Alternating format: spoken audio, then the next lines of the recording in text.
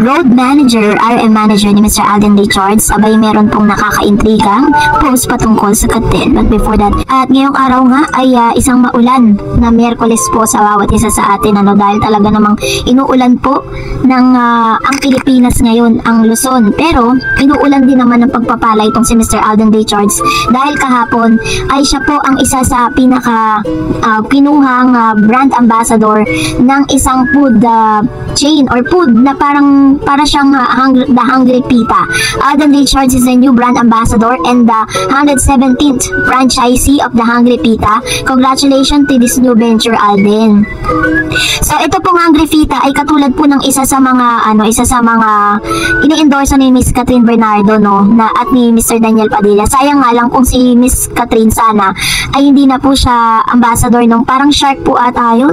If I'm not mistaken, pwede niyo po i-comment sa ilalim kung ano po yung brand na kanilang ini-endorse ni Daniel. Pero dahil nga sa pasasalamat din ni Mr. Alden Richards ay hindi niya po inaasahan na gagawin din siya or binigyan siya ng isang franchise, yung franchisee of the Hungry Pita. So very napakagandang blessing ito para kay Alden. Sabi niya nga na-surprise po siya doon. So anyway, congratulations, you deserved it, Mr. Alden or Soiti. And for that, eto na. Kasi po ngayong araw nga ay pinagtatalunan at talagang nahihiwagaan ng ilang mga netizen at ilang mga Kat10 fans sa isang post nga ng kanyang RM na si Mr. Nate Gonzaga 28, Siya po yung parang isa sa mga laging kasama ni Alden tuwing pumupunta po siya sa iba't ibang lugar. So si Miss Nate Gonzaga po, ayan po yung post ni Alden Richards, nakatag po si Alden at si Miss Bernadette Cocat. So dahil po dito, nahihiwagaan ng marami kung ano ba tong tuldok na to na nakakulay blue ang paligid na parang pinahuhulaan ngayon. Sabi tuloy ng mga followers niya o yung mga nag-comment, alam ko period yan, ibig sabihin tapos na ang pila ni Alden ang nanalo, Kat10 they are getting married in soonest.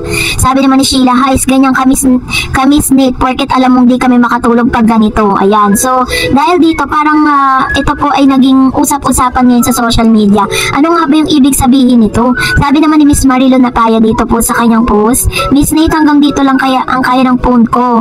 Paki-zoom in naman. Yan be, whole day naman kaming di mapakali nito kakaantay sa clearer version. Kasi parang sinum out or sinum in niya, parang may dalawang tao na magkasama sa isang photo. So, alam niyo po ba si Miss Nate po is, Miss Nate Gonzaga is one of yung road manager nga ni Mr. Alden Richards na palagi nilang kasama sa lahat ng pinupuntahan nila. At the same time, meron din po siyang isang photos. Dati kasi na-intriga to si Nate tsaka yung manager mismo, yung personal manager talaga ni Mr. Alden Richards, kung saan parang na-intriga na ninakawan daw nila si Alden. Parang gumawa ng kwento yung isang fake vloggers na nag-spread ng fake news sa YouTube na ninakawan daw siya, pero nilinaw ni Alden Richards na wala pong nangyaring nakawan ng pera, at nilinaw na fake news yun. And kasabay po ng mga photos na ito rin po yung isa sa mga post ni Miss Nate nung sila po ay pumunta sa probinsya ng Iloilo. Talagang sabi ni Miss Nate, na kuya, parang gumanon siya. Parang tinitis niya dito si Alden Richards at si Catherine Bernardo habang bumababa ng van.